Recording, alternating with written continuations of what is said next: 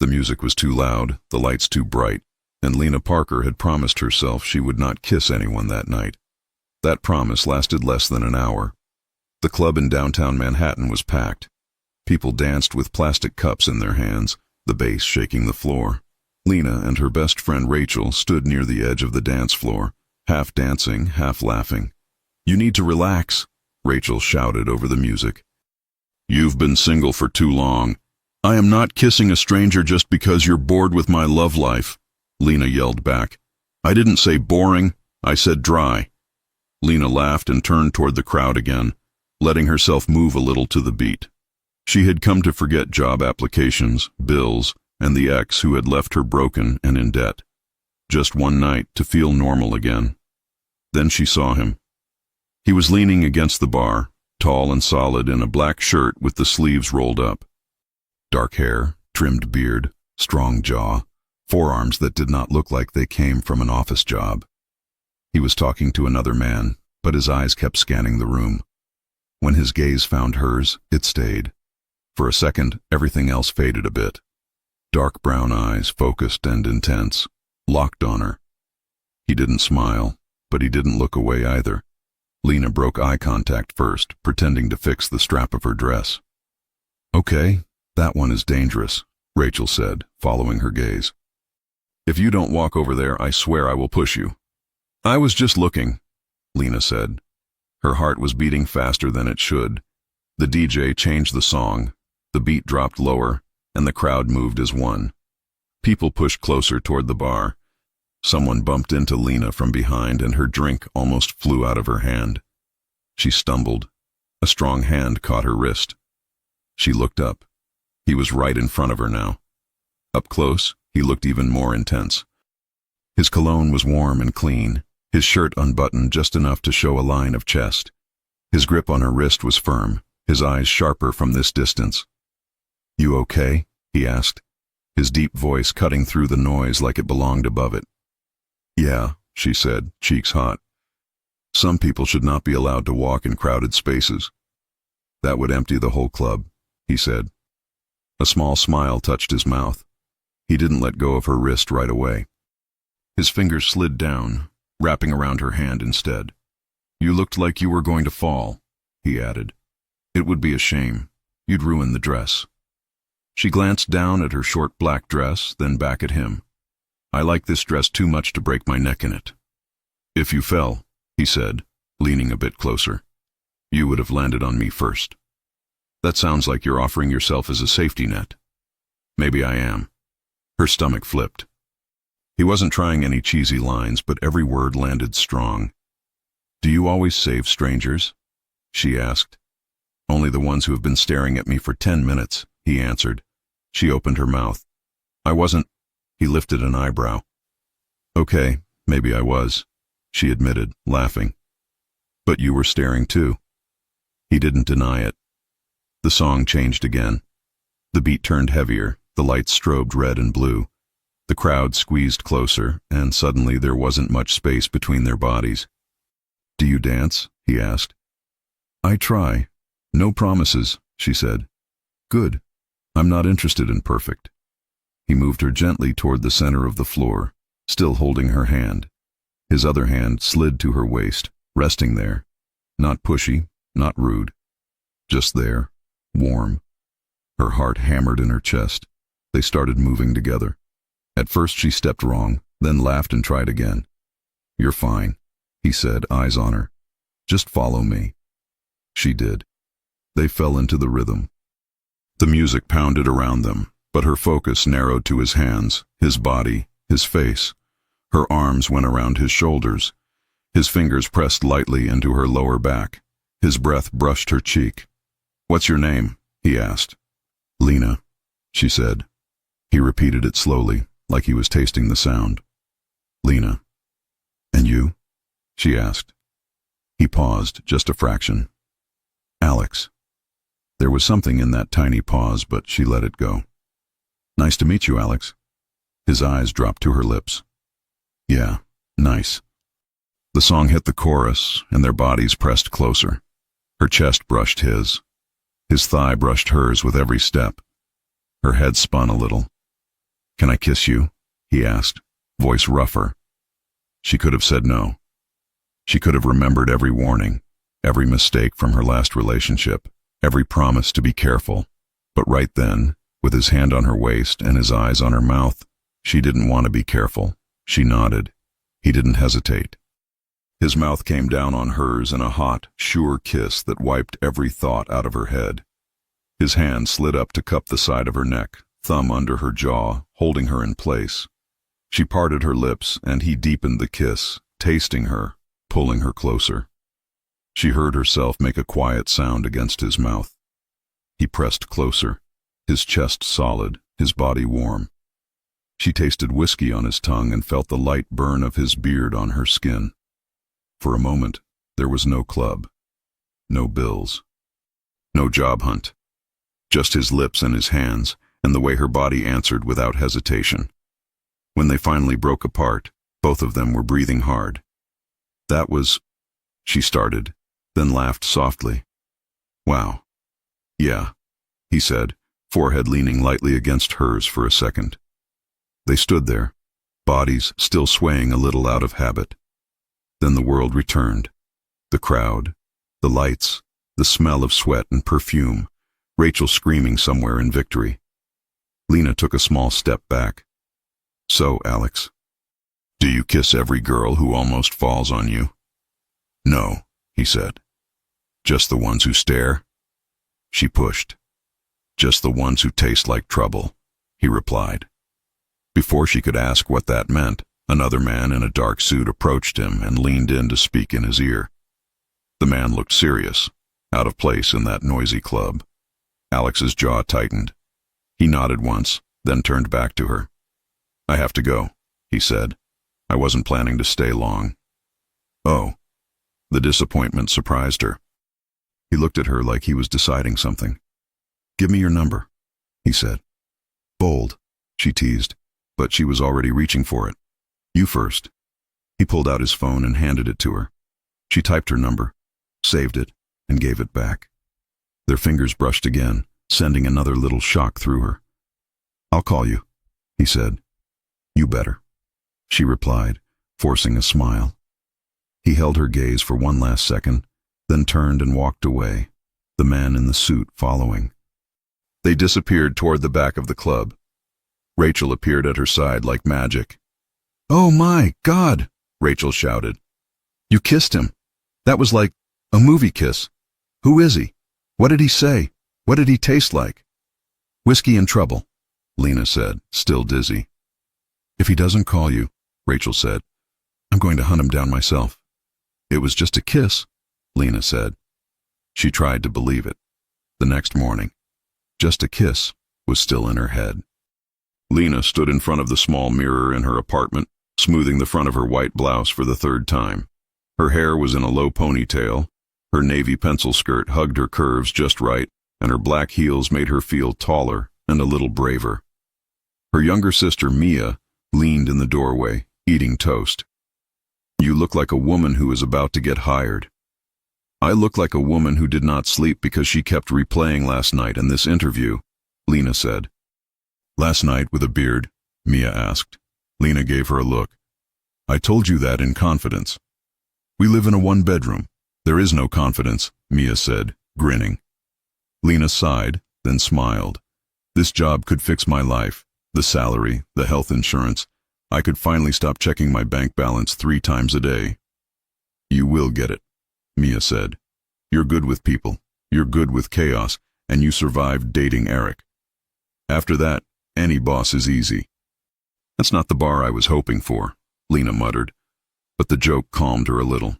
The company was called Conti Security and Holdings. Online, it looked cold and vague. Private security, logistics, asset protection, investments. Important people, lots of power, lots of secrets. She checked the time, grabbed her bag, and hugged Mia. "Wish me luck," Lena said.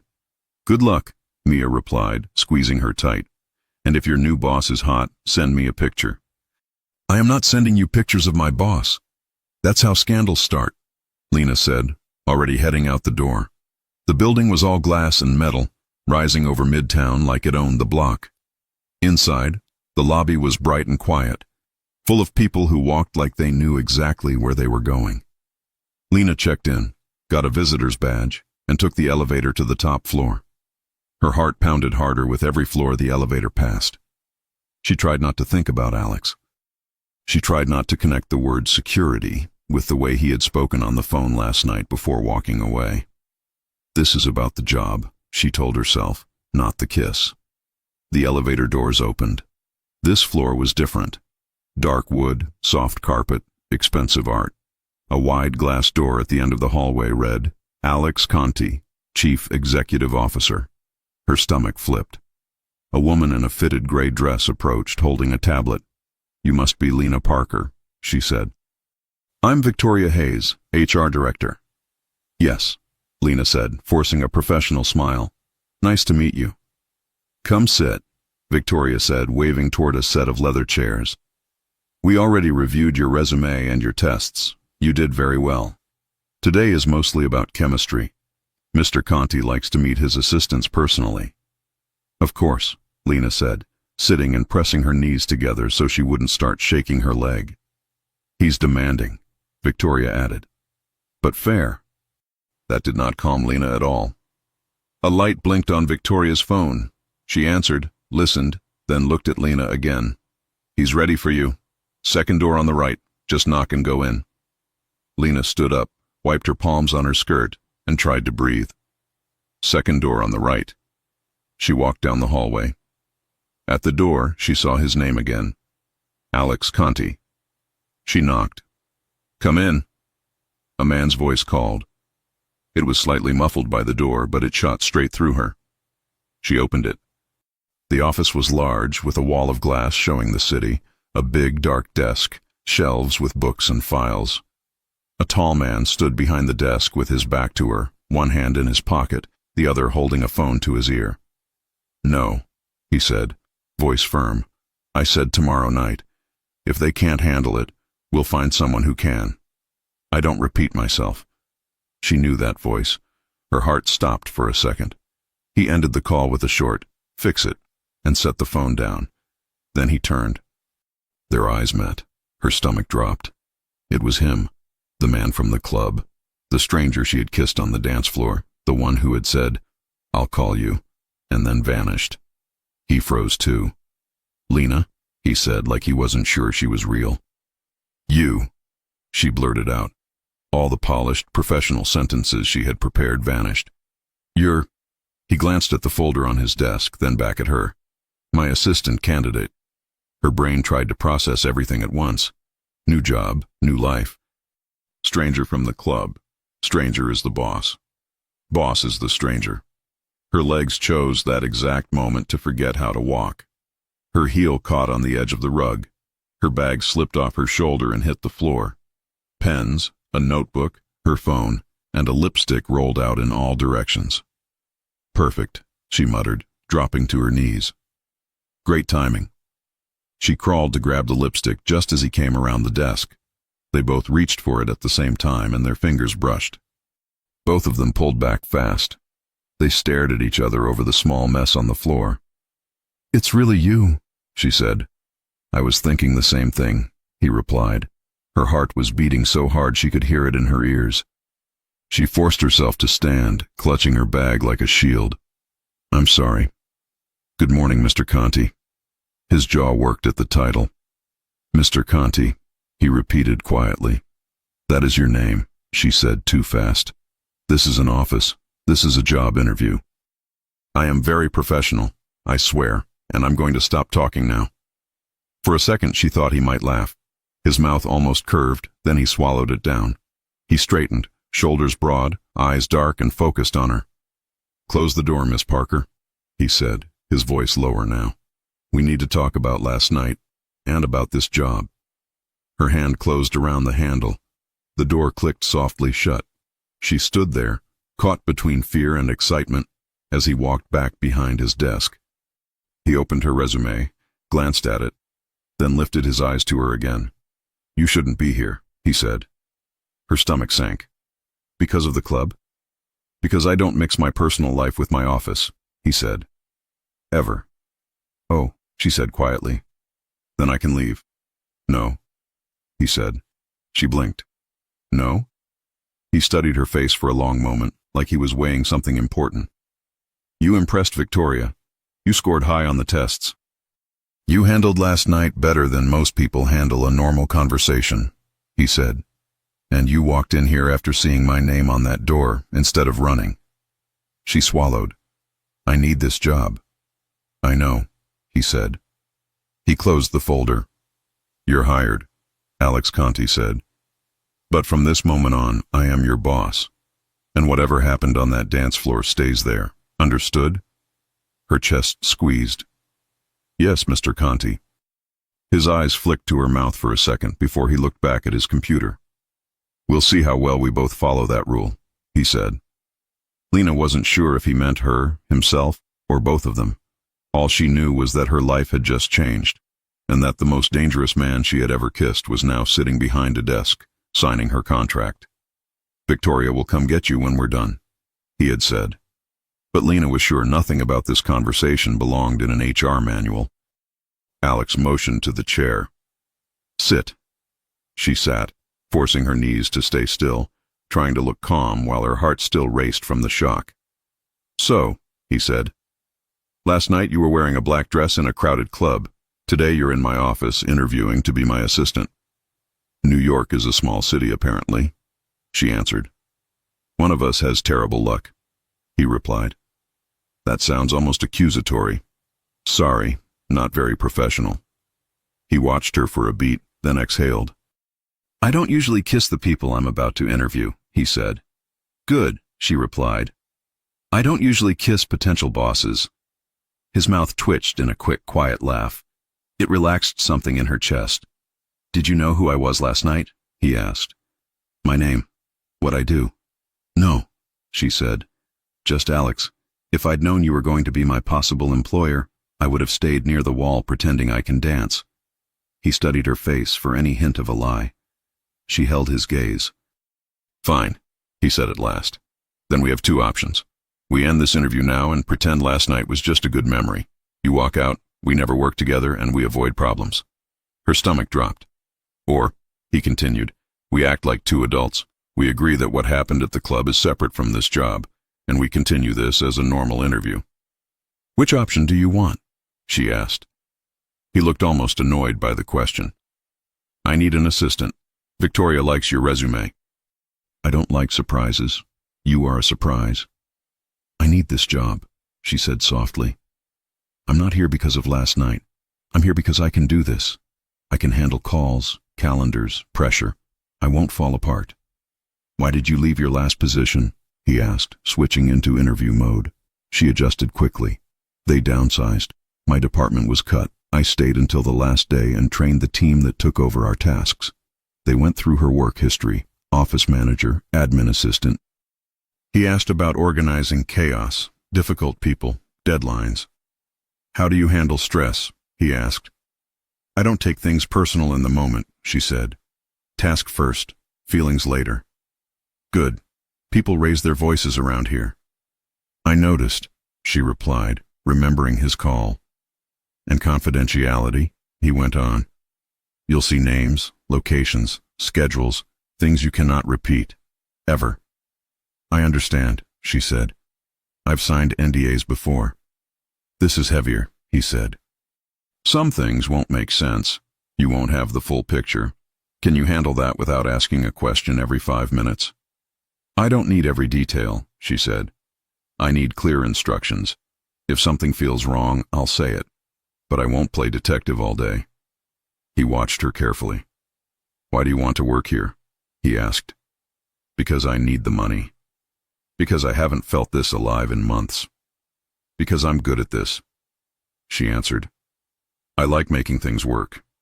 I like being the person who knows where everything is, who everyone calls first. And I want to be challenged. He gave a small, reluctant smile. You'll be challenged here. Silence settled between them again, heavy but not empty. Last question, he said. About last night. Her pulse kicked up. Okay. Did that kiss make you uncomfortable? He asked. Be honest. No, she said. It didn't. You're sure? Yes. He lowered his eyes for a moment, then lifted them again. It didn't make me uncomfortable either. Heat rose up her neck.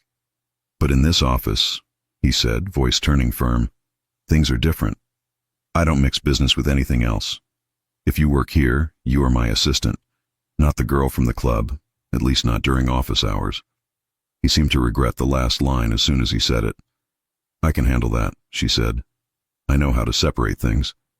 He studied her a second longer, then straightened and walked to the window. When he turned back, his face was all business. You're hired, he said. Her breath rushed out. I am? Yes. You start tomorrow. Victoria will give you the paperwork. Your desk is outside this office. You'll manage my calendar, calls, travel, visitors. You'll be the first filter. Thank you, Mr. Conti, she said. His eyes flicked to her mouth. Alex, he corrected quietly. You can use my first name when we're alone. Her pulse jumped. All right. Alex. A knock sounded on the door. Come in, he called. Victoria stepped in. Do you need more time, Mr. Conti?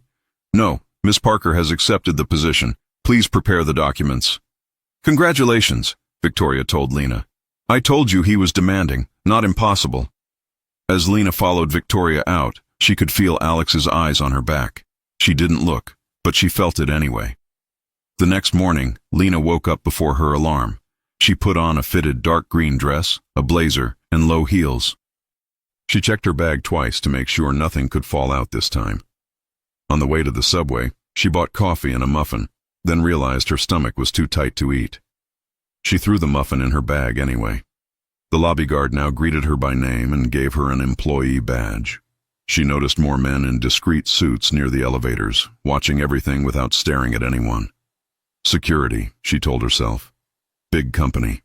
On the top floor, Victoria was waiting with a pile of forms. Welcome to the circus, she said. Come see your desk.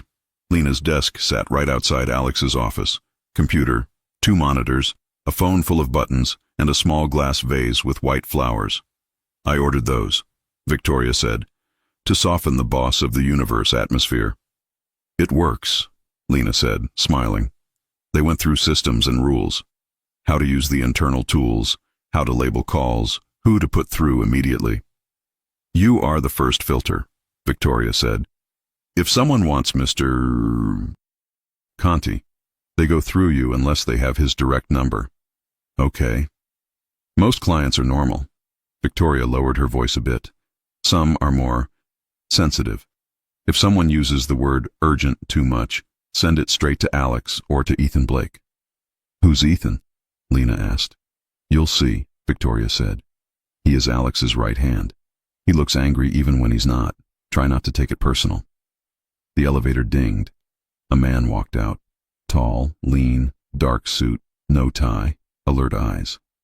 His walk was controlled, his attention sharp. Speak of the devil, Victoria murmured. Then, louder. Ethan, this is Lena Parker, Mr. Conti's new assistant. Ethan gave Lena a long look. You sure? He asked Victoria, like Lena wasn't there. Lena lifted her chin. I'm very good at my job. His mouth moved just enough to suggest a small smile. We'll see. Good luck, Parker. You'll need it. He knocked once on Alex's door and went in. That was him being friendly, Victoria said. Good, Lena replied. I'd hate to meet him on a bad day. The morning passed with passwords, system logins, and names. She took her first calls, transferred a few, wrote down messages, and tried to remember who was who. Around 10:30, her internal line lit up. Office, A. Conti. Alex Conti's office, this is Lena. She answered. Come in, his voice said. Bring your notebook. Her pulse picked up again. She knocked and stepped into his office. He was behind his desk, sleeves rolled up, focused on a file. His expression was serious, but when he saw her, something in his eyes softened for a heartbeat. How's your first day? He asked. So far, no one has yelled at me, she said. I'm not sure if that means I'm doing well or that I'm still invisible. He almost smiled. Sit. We need to go over the week. She sat, opened her notebook, and tried to ignore how good he looked like that. He listed meetings. investors, partners, a lunch with a judge, a warehouse visit, a charity gala. "Do I go to all of these with you?" she asked. "No, just the charity event and some dinners," he said. "The judge, maybe? The warehouse?" "No." She wrote quickly. He watched her pen move. "You write fast," he said. "I had a boss who spoke twice as fast as you," she replied. "If I didn't write fast, I missed everything and he blamed me." "If I speak too fast, tell me," he said. "You already do," she said, then winced. "Sometimes. A little." His mouth curved again. "You're honest. That can be dangerous here." "I'll try not to use it against myself," she said. His eyes studied her face. "You look different." "How?" "Less ready to bolt," he said. "Last night you looked like you wanted to disappear. Today you look like you belong here." "This is my serious version," she said. "I don't dance in offices." "Pity," he said quietly. The air between them shifted again. She glanced at her notes. "Any rules I should write down?" she asked. "No walk-ins after 6 unless I approve," he said. "No direct calls between noon and 1 unless it's urgent. Nothing on the calendar after midnight. If I'm working after that, it's not something we schedule." There was weight in those words that had nothing to do with spreadsheets. "Got it," she said. He glanced at her notebook. "You got all that?" "Every word," she said.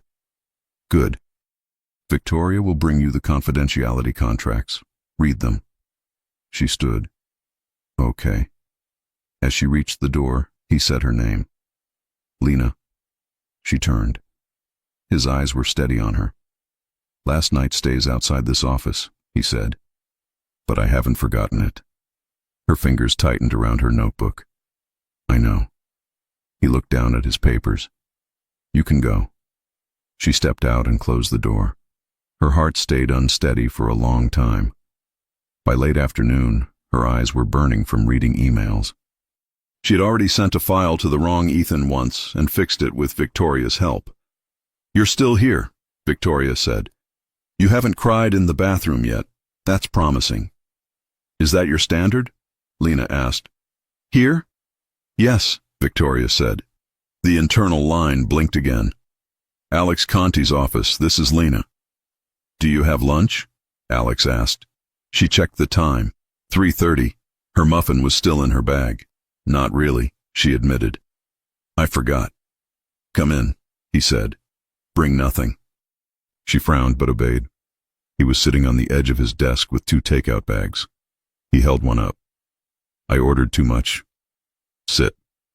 Her stomach growled loud enough for him to hear. His lips twitched. He handed her a container and a bottle of water. The food was warm and good, and she realized only then how hungry she was. "Is this normal?" she asked after a few minutes. "Eating with your boss on the first day?" "No," he said. "You're a surprise." "Good surprise or bad?" she asked. "I'm still deciding," he said honestly. She smiled despite herself. "Why were you out last night?" he asked. "You don't look like a regular at that club." "I'm not," she said. "My friend dragged me out. She thinks I work too much and freak out too much. She wanted me to forget life for one night." "And did you?" he asked.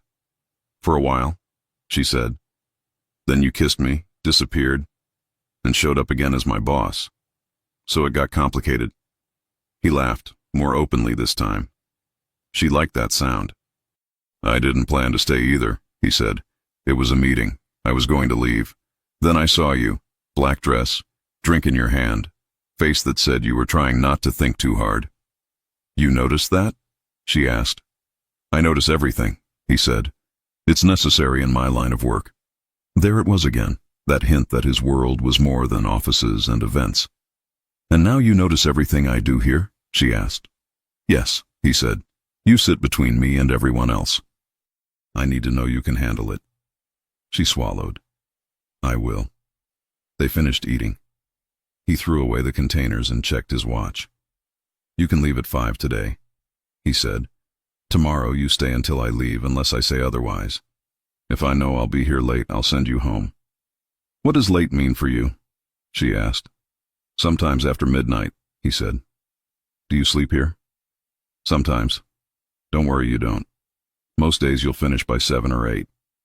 Is that a problem? No, she said. I can handle it. Good. She stood. I'll go back to work. As she reached the door, he said quietly, Thank you for not running yesterday. She looked back at him. Thank you for not firing me when my whole life rolled across your floor. He smiled. Go work, Parker. At 5, as ordered, she shut down her computer and grabbed her bag. The floor was quieter now. The city outside looked softer, colored by late afternoon light.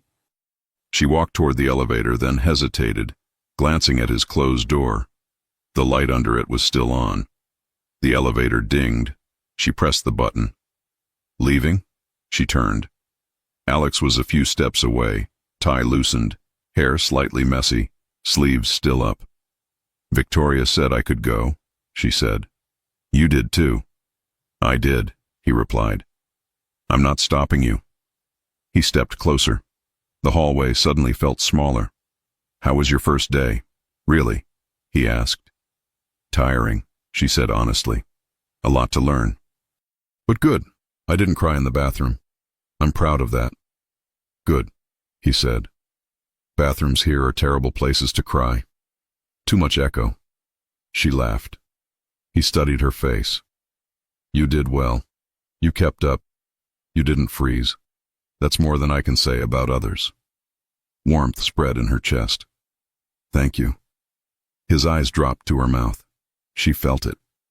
The distance between them shrank without either of them really moving. His scent wrapped around her. Her hand tightened on the strap of her bag. One more thing, he said quietly. About the rules. What rules? She asked, voice softer. The ones from this morning, he said. About keeping things separate. Her heart hammered. Yes. He lifted a hand, fingers brushing a strand of hair away from her cheek. His thumb traced a small line along her jaw. The touch was light but clear. For some reason, he said, gaze locked on hers, it's hard to remember those rules when you're this close. Her breath caught. Alex. He leaned in just enough for her to feel his breath against her lips. The hallway faded. All she felt was tension and expectation. The elevator dinged. They both froze. The doors opened. A man from accounting stepped out with a stack of folders. He stopped when he saw them. Mr. Conti, he said quickly. Sorry. You're fine, Alex replied, hand dropping back to his side. His face turned neutral again. Good night, Daniel. Good night, sir, the man muttered, walking away. Lena's face burned. Her pulse kept racing. Alex looked at her again, his expression under control, but his eyes darker. You should go home, he said. Tomorrow will be busy. She stepped into the elevator. Good night, Alex. He held her gaze until the doors started to close. Good night, Lena, he said. The doors shut. As the elevator went down, Lena leaned back against the wall, her fingers pressed to her cheek where his hand had been, one question looping in her mind. What would have happened if they had been alone for 10 more seconds? The next morning, Lena woke up with the clear feeling that her life had changed direction. 2 days ago, she had been sending resumes and fighting with her banking app. Now she was working as an assistant for a mafia boss who was also a CEO and who had almost kissed her in an office hallway. She grabbed her phone. 3 messages from Rachel. Rachel. So, how's Mr. Tall Dark emotionally confusing? Rachel. Did he call? Did he text? Did he try to kiss you at work? Rachel. Blink twice if you're in over your head. Lena smiled. Lena. He hired me. I'm his assistant now. No kissing. Just almost. Long story. Before she could drop the phone, another message appeared. Unknown number. Alex. 7:30 a.m. Sharp. Big day. Don't be late. So he had saved her number. Lena. I'll be there. Good morning, by the way. A short pause. Alex. Good morning, Lena. Seeing her name on the screen woke her up more than any coffee. By 7:15, she was in the lobby with her badge on her blazer and her hair pulled back in a low ponytail. The elevator took her to the top floor. She walked out into the familiar quiet. She turned the corner toward her desk and stopped. There was a coffee on it, not the bitter lobby coffee, the good one from the expensive place across the street. Her name was written on the cup in slightly crooked letters, Lena. She glanced around. Alex's office door was closed. Her phone buzzed. Alex, you sounded tired yesterday. Don't get used to this. I'm not your barista. A smile appeared on her face before she could stop it. Lena, I thought it just floated here by itself. Thank you. No reply came. She didn't need one. The coffee was the answer. She took a sip, felt the warmth spread through her chest, and opened his calendar. The day was full. Back-to-back meetings until noon, a video call with European partners, an internal strategy session with Ethan and department heads, and at the bottom, highlighted in gold, Conti Security and Holdings, Annual Children's Foundation Gala location, Hotel Astoria Grand Time, 8 p.m. Late. Her stomach tightened. That was the event Victoria had mentioned. Cameras, press, rich people, Alex. The phone rang. Alex Conti's office. This is Lena. Good, his voice said. You're on time. I told you I would be, she replied. I need you in here. Bring your laptop.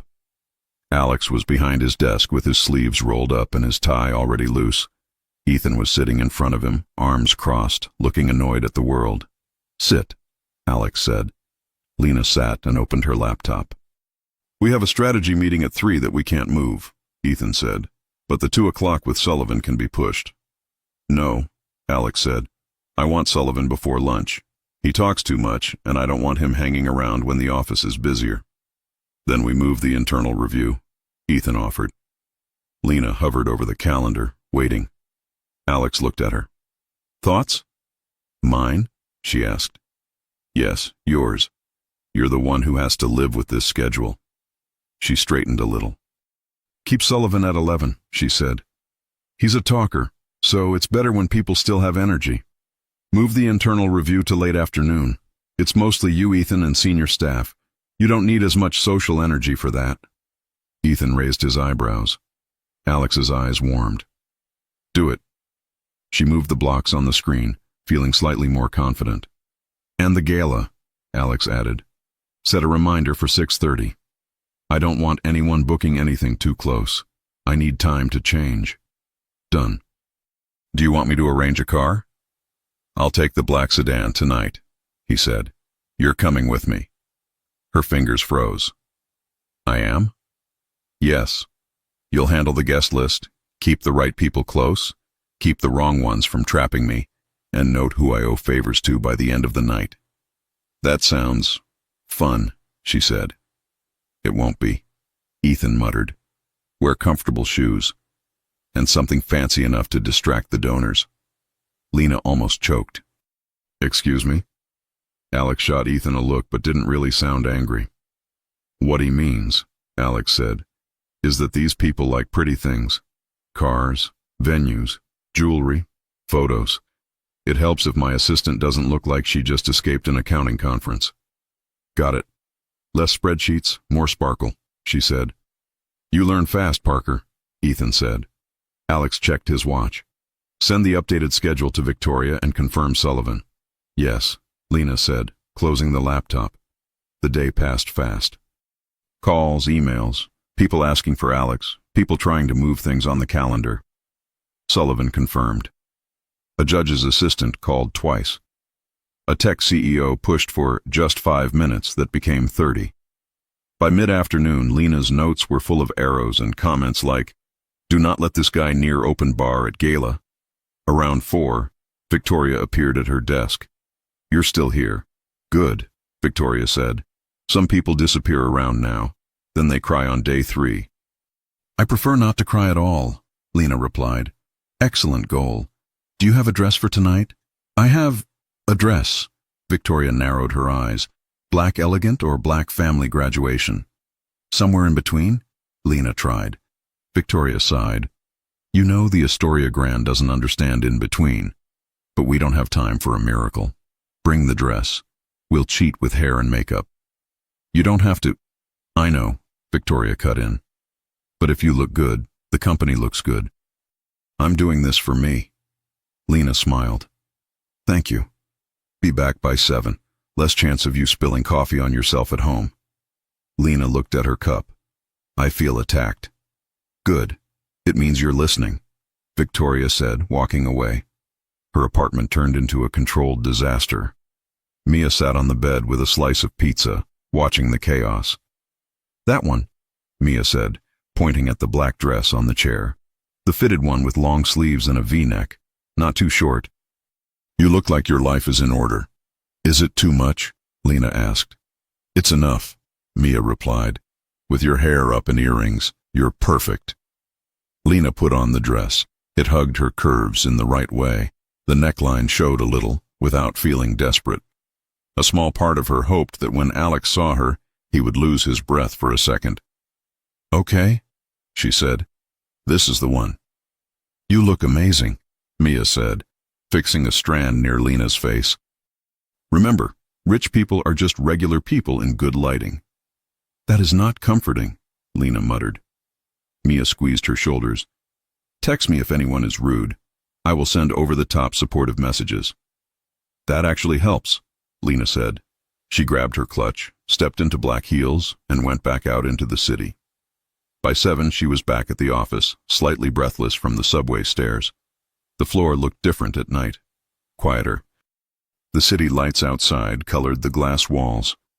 Victoria was already there, flawless in a dark blue dress. Not bad, Victoria said, looking Lena up and down. Good base, come with me. She pulled Lena into a small conference room that now looked like a backstage area. There was a curling iron, a makeup bag, and a mirror on the table. You brought your entire bathroom, Lena said. I told you, Victoria replied. I take the company image very seriously. Tilt your head. 30 minutes later, Lena almost didn't recognize herself. Her hair was up in a soft twist with a few loose strands. Her makeup was simple but sharp. Defined eyes, smooth skin, soft rose on her lips. Wow, she whispered. Exactly, Victoria said. You look like you belong at any table in that ballroom. Remember that? Thank you, Lena said and meant it. Don't thank me yet. You still have to survive the event. At 7:50, the elevator opened again. Alex walked out. For a moment, Lena forgot every word she knew. The black suit fit him perfectly. The white shirt was crisp. Dark tie, polished shoes, hair combed back, trimmed beard. He looked controlled, powerful, untouchable. His gaze moved over the hallway, then stopped on her. His steps slowed. From behind him, Ethan stepped out in his own suit. You clean up well, Parker. The donors won't complain. Thank you, she managed. Alex didn't speak at first. His jaw was tight, his eyes unreadable. Is the car downstairs? He asked finally, his voice a little rougher. Yes, the driver texted 10 minutes ago. He nodded once. Good, let's go. Ethan took another elevator. I'll meet you there. Alex and Lena walked down the hallway together. In the elevator, when the doors closed, the air changed. You look appropriate, he said. It was such an Alex thing to say that she almost laughed. That sounds a lot like a compliment. It is, he said. After a beat, he added quietly, You look beautiful. Is that better? Heat moved up her neck. Yes, that is better. Outside, the black sedan was waiting. The driver opened the back door. Alex motioned for her to get in first. Inside, the noises of the city faded a little. Remember why we're going? Alex said. Charity, press, photos. People will want to talk to me for too long. You pull me out when needed. If someone talks for more than 5 minutes without stopping, I'll fake an emergency. You don't have to fake it. Just call me and say we have a crisis.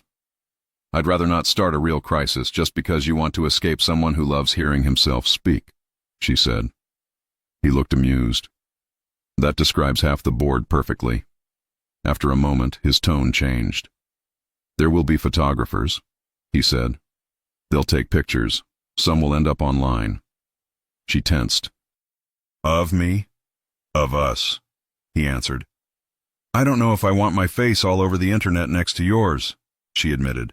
My life was very invisible before this. His eyes softened.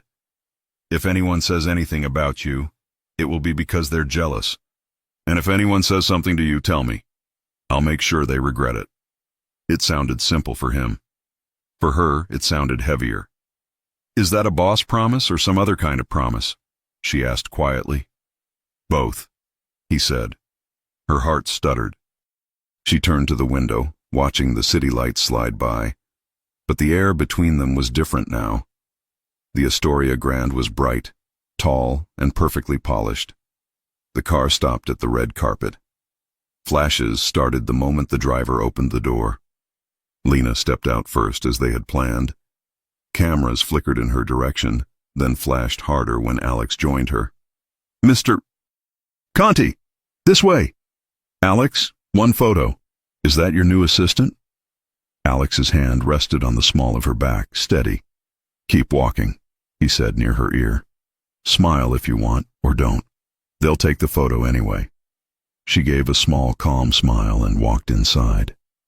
The lobby was full of soft music, waiters with trays, and tall white flower arrangements. A woman in a silver dress approached with a clipboard. "Mr. Conti, welcome.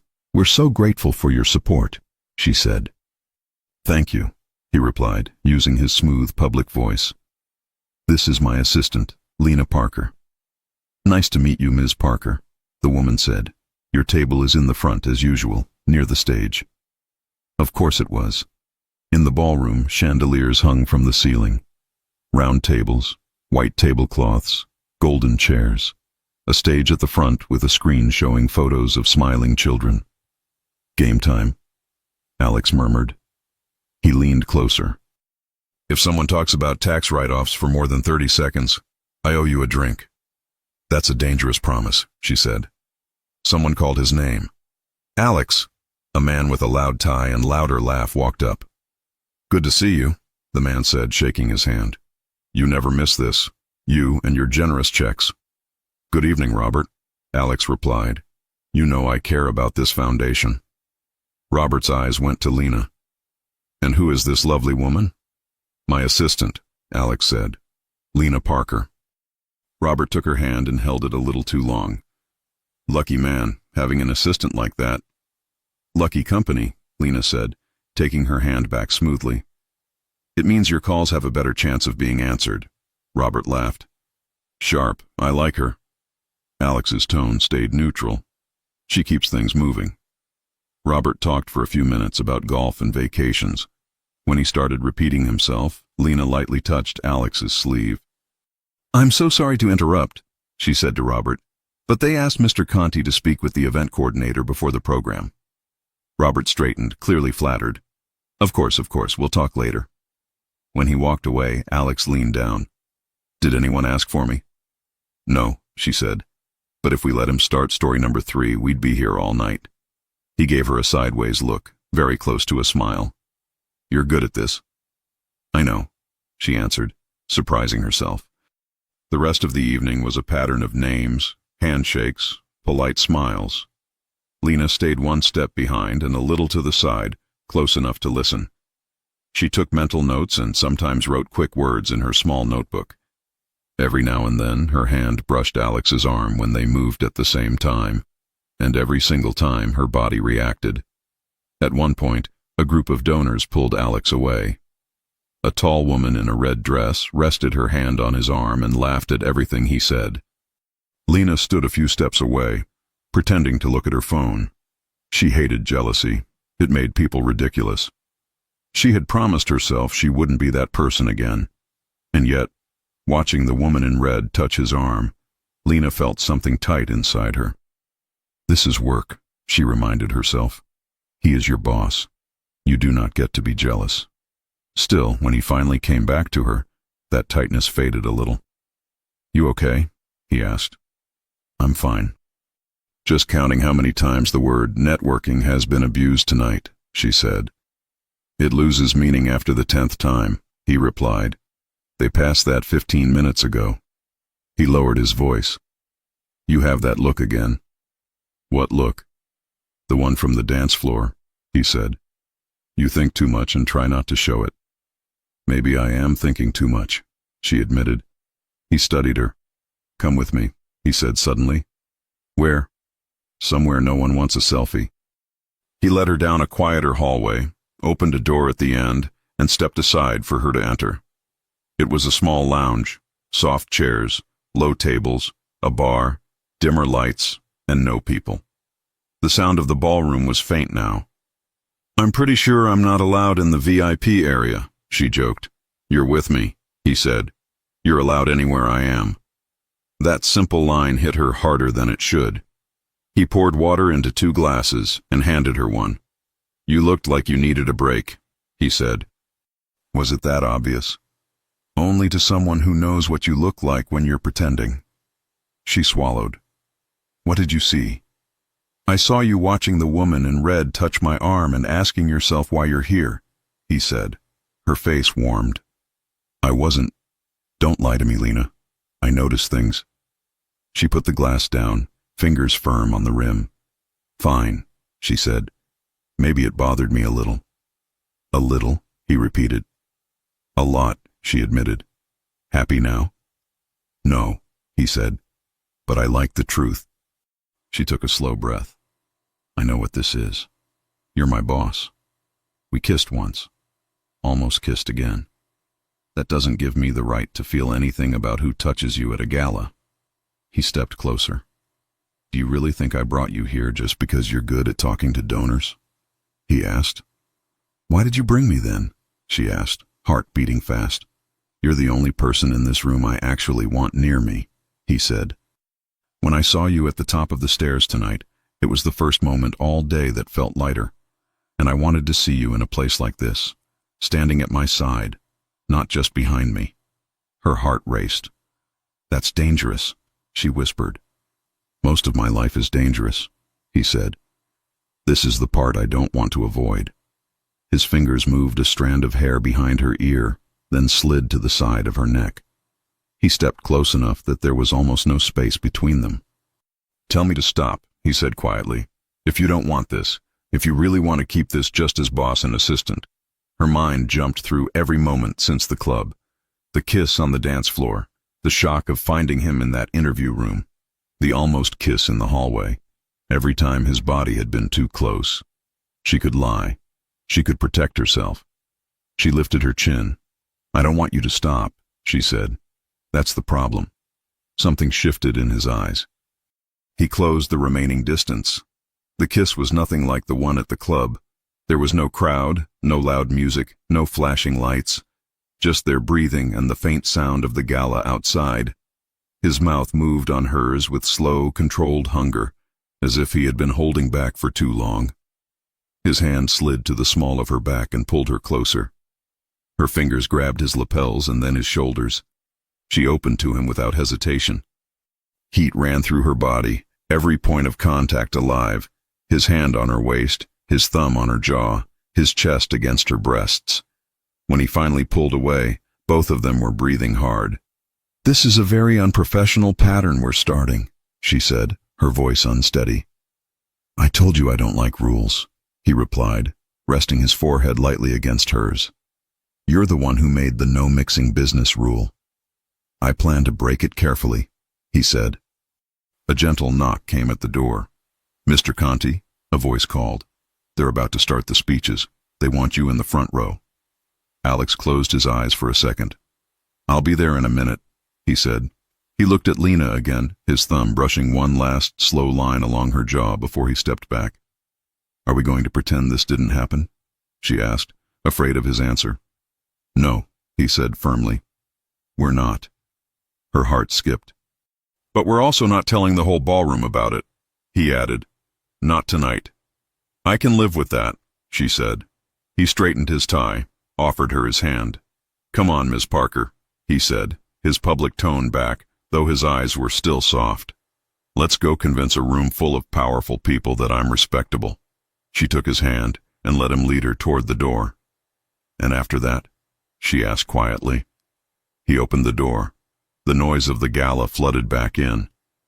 "After that," he said, low, just for her, "we'll talk about how many lines we're willing to cross, together." He walked back into the lights, the crowd, the cameras. Lena followed, heart racing, lips still tingling. One thought louder than the orchestra. How far was she willing to go, now that the man she worked for, the man everyone feared and respected, had just kissed her like she was the only risk he wanted to take. The applause faded behind them as Alex and Lena left the ballroom and followed the soft-lit hallway back toward the elevators. His hand rested on her lower back as he guided her through the crowd. Light, protective, and far too familiar for two people who were supposed to be keeping things professional. Lena's lips still tingled from the kiss they had shared minutes before. A kiss she had absolutely not been prepared for. A kiss she had absolutely wanted. A kiss she absolutely could not stop thinking about. When the elevator doors slid open, they stepped inside, and the moment the doors closed, the world felt small again. Quiet. Suspended. Neither of them spoke at first. Alex loosened his tie slightly, his chest rising with a slow breath. The soft elevator light warmed his face, making him look less like the untouchable man the world feared, and more like the man she had met on a crowded dance floor. Lena swallowed. So, we're just not talking about what happened? He looked at her then, really looked, and something inside her tightened. I've been thinking about nothing else, he admitted. Her heart stuttered. Good, she whispered before she could stop herself. Because, me too. He stepped closer, not touching, but close enough that her breath caught. I don't know how to do this, he said quietly, his tone more vulnerable than she had ever heard. I've spent years building walls so no one can get close enough to become a weakness. Lena exhaled, softer now. I'm not trying to be a weakness. You already are, he answered, his voice dropping. That's what scares me. The elevator dinged before she could reply, and they stepped out onto the dim parking level. Alex's driver waited a few steps away, the black sedan ready. Alex opened the door for her himself. Not the driver. Alex. And somehow that made her chest feel too full. She slid inside, smoothing her dress. The air in the back seat was cool, quiet, intimate in a way that hummed under her skin. Alex got in beside her, the door shutting with a soft thump. The driver asked nothing, said nothing, just began to pull away. They sat side by side, their shoulders barely touching, but every movement, every breath, felt charged. You still haven't answered my question, Lena said softly. Alex turned to her, brows lifting slightly. Which one? What happens now?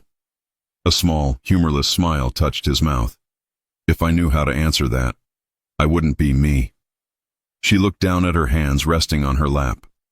I don't want to ruin my job. You won't, he said immediately. You're my boss, she reminded him. And you're the only person who's made my life feel less like a battlefield in years, he answered quietly. I'm not letting go of that because of a title. Lena's throat tightened. He meant it.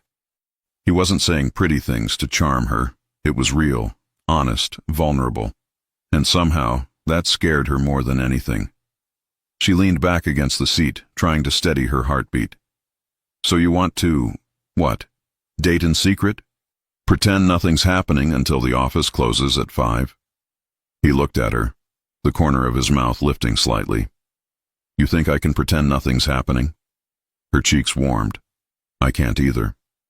His gaze dipped to her lips, slow, deliberate, and she felt her stomach flip. But, he said, the word sharper now, I need you to understand something. Her eyes lifted. When you get close to me, he said softly, even in the smallest ways, it changes the rules. My priorities, my reactions. What does that mean? She asked. He didn't look away. It means if something touches you, it touches me, he said simply. If something hurts you, it becomes my problem. If someone gets too close to you, his jaw tightened just slightly. I don't stay calm. A warm shiver ran through her. Not fear, but something else entirely. And then it hit her.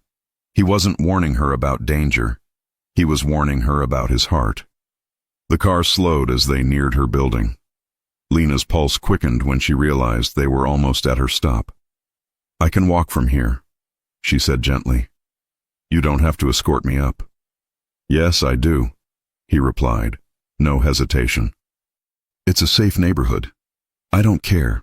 Alex, "Lena," he breathed, leaning closer. "Please, let me make sure you get inside."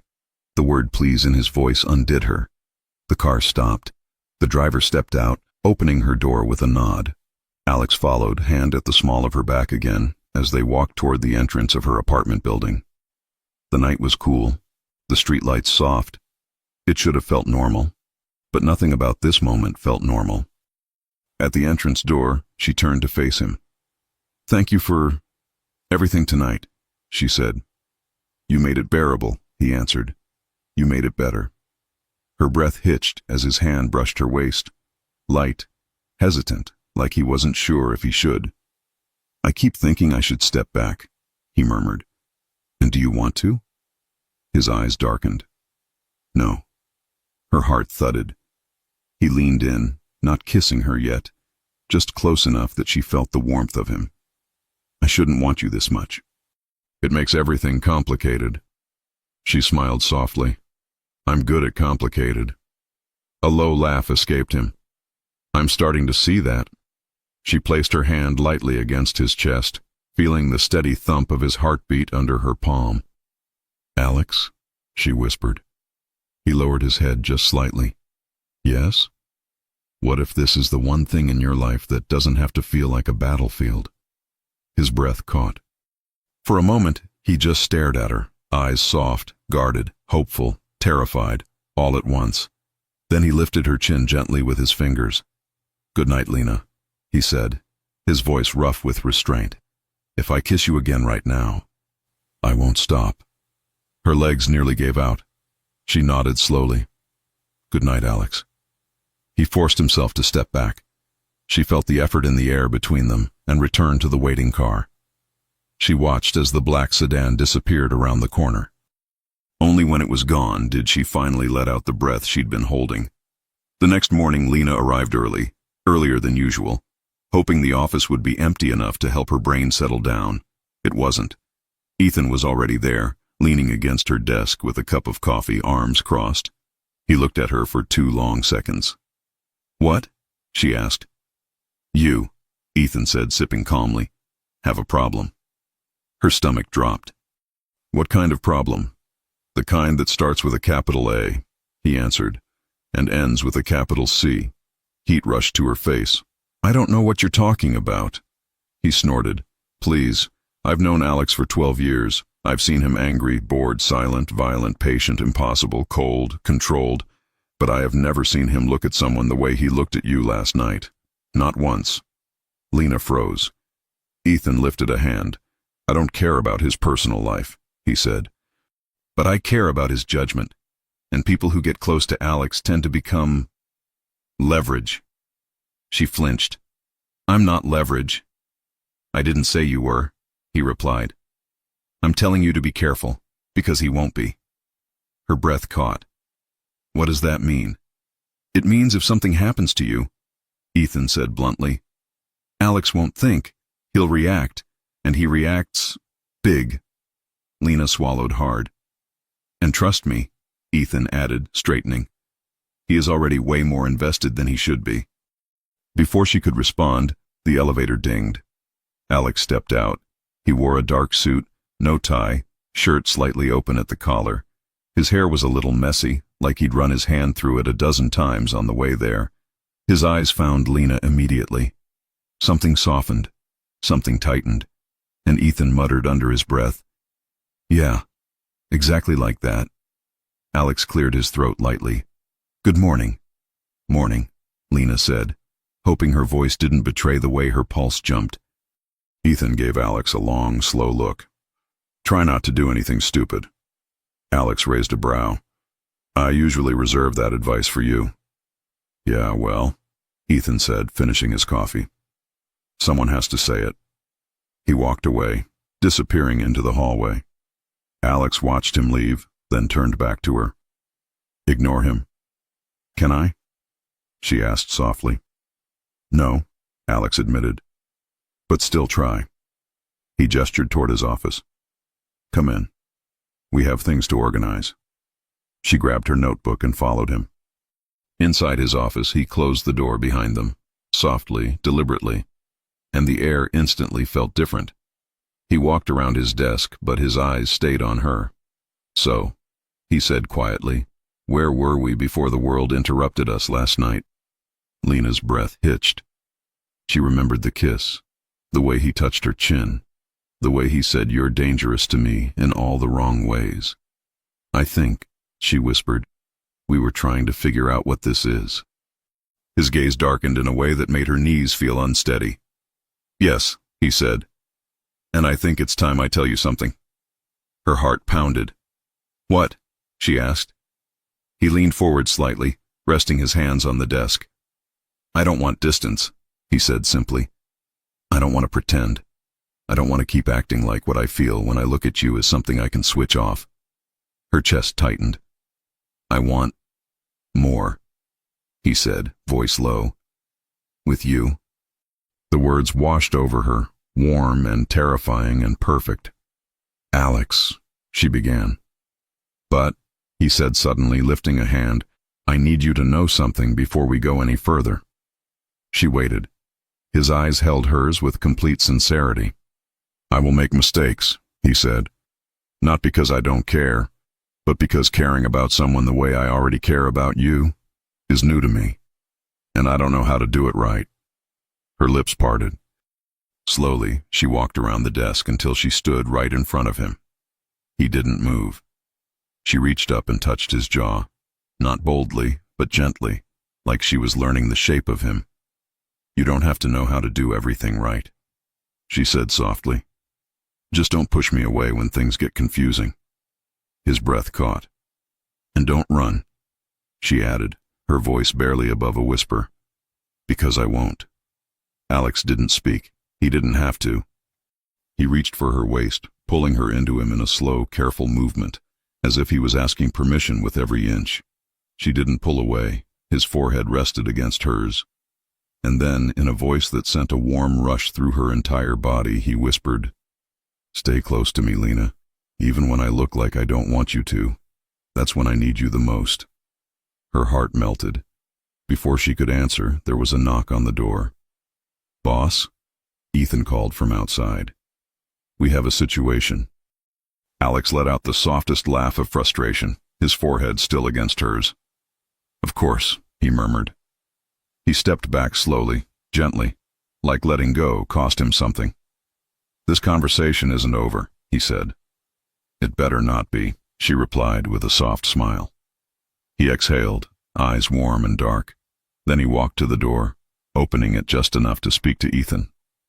Lena watched him, pulse still racing, heart full of questions and hope and everything in between. Whatever situation awaited him outside that office, she knew one thing for certain. Alex Conti didn't want distance anymore, and neither did she. The situation took Alex away for the rest of the morning. Lena watched the door close behind him with her heart still racing, his words echoing in her head. "I want more with you.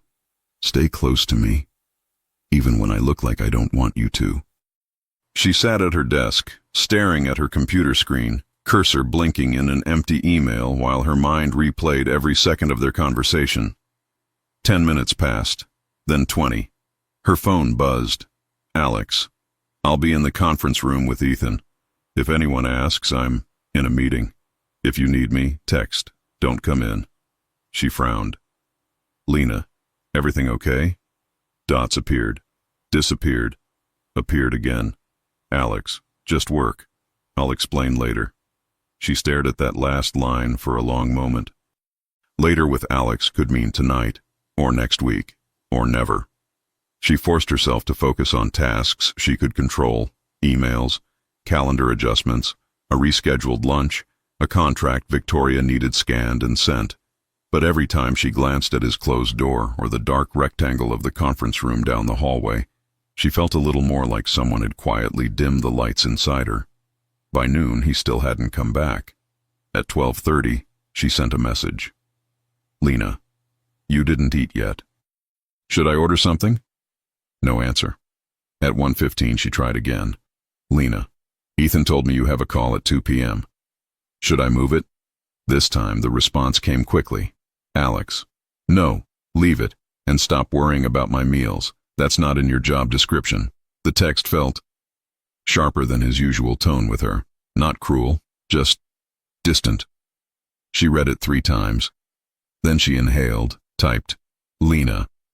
Copy. I'll keep the call.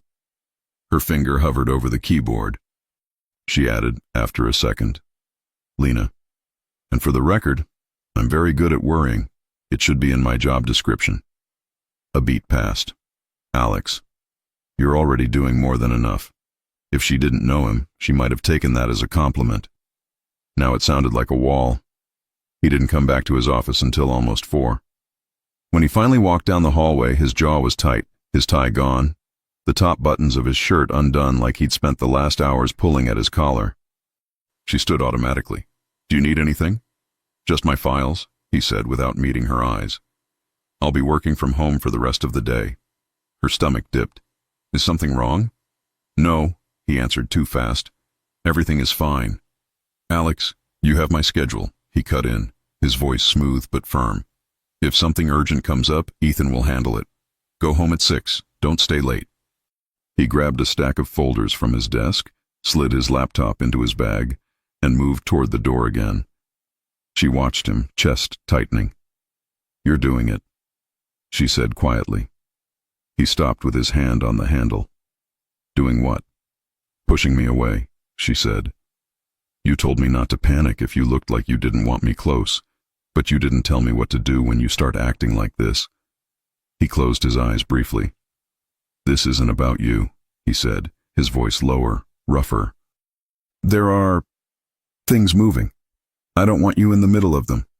I'm already in the middle, she replied. You put my desk there yourself. That almost got a smile out of him. Almost. Go home, Lena, he said softly. Please. The please broke her a little. Okay, she said, if that's what you want.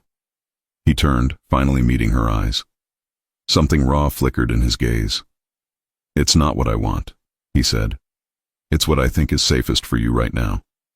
Before she could respond, he opened the door and walked away. This time, he didn't look back. That night, Lena sat on her couch with an untouched bowl of pasta in front of her and her phone in her hand. Rachel's name popped up on screen. Rachel. Video call. Now. I'm in pajamas and emotionally prepared. Lena accepted. Rachel's face appeared, hair in a messy bun, pajamas with tiny pizza slices printed on them. You look like someone who just watched their favorite show get canceled mid-season, Rachel announced. What happened? Lena pulled her knees up under her chin. He kissed me, Rachel screamed. Again, Lena added. Rachel screamed louder. And then he got distant. Lena finished, deflating. Rachel stopped screaming. Tell me everything, from the beginning, and don't skip the parts where you almost pass out. Lena told her about the gala, the way he'd watched her, the way he'd taken her to that quiet room, the way he had kissed her like she was the only person that mattered. Then she described the next morning, the situation, the texts, the distance in his voice. Rachel listened without interrupting, eyes focused, face moving through about 10 different expressions. When Lena finished, there was a long silence. Well, Rachel said finally, congratulations. You have officially entered the feelings for complicated man stage. This is not helpful, Lena muttered. Okay, serious question, Rachel said, leaning closer to the camera. Do you want him because he's intense and hot and kisses like he's allergic to air? Or do you actually like who he is when he's not being CEO of Danger Inc.? Lena thought about that. She thought about his laugh when she teased him, the way he always pulled out her chair without thinking, the way he'd ordered extra food so she wouldn't go hungry, the way he'd remembered how she looked on the dance floor and how she looked at her desk. I like all of it, she admitted. The danger and the messy human underneath. Rachel sighed. Then you have a problem, yes, but not the worst kind. What's the worst kind? Lena asked. Wanting someone who doesn't care, Rachel said. And that is clearly not your case. Lena chewed on her bottom lip. He said I'm a weakness, like that's something terrible. For a man like him, it probably is terrifying, Rachel said gently. He's built an entire life on never letting anyone get close enough to be used against him, and now you show up and he can't flip that switch off. So he pushes me away to protect me, Lena said. Or to protect himself, Rachel countered. Maybe both. Lena let her head fall back against the couch. What do I do? She whispered. Rachel watched her for a second. You live your life, she said. You don't pause everything waiting for him to figure out how to be emotionally available. You keep your heart open but not empty. And you don't let him be the only source of excitement you have. That sounds very wise, Lena said flatly. It's from a podcast, Rachel admitted, but I stand by it. Her phone vibrated again. Another message popped up, this time from a different contact. Chris. Hey, it's Chris from your old office. A few of us are grabbing drinks tomorrow night. You should come. It's been forever. Rachel saw the notification flash on the screen. Who's that? An old co-worker, Lena said. We used to go out for drinks after work sometimes. He's nice. Rachel's lips curved slowly. Is he single and cute? Maybe. Lena hedged. So yes, Rachel said. Go. It's just drinks, Lena protested. Exactly, Rachel replied. Just drinks. Just friends. Just you remembering you're allowed to have fun outside of Alex's gravity field. Lena hesitated. She could already hear the argument inside her. What if Alex texts? What if he calls? What if he decides he wants to talk? What if he needs her? He can still text you while you're holding a glass of wine, Rachel said, as if reading her mind. And if he freaks out because you went out with friends, that's his problem to work through. Lena looked down at the message from Chris. Chris, we're going to that place near Bryant Park, 8 p.m. It'd be good to see you. She typed, Lena, I'll be there. The next day at work, Alex was polite, not cold, not rude, just careful. Good morning, he said when he arrived, stopping by her desk. Morning, she replied, trying to keep her voice light. You have my schedule? He asked. Yes, she said. I already confirmed your lunch and moved the 3 o'clock call to tomorrow. Sullivan's assistant called and... Good, he cut in. Thank you. He held her gaze for a second, as if waiting for something more.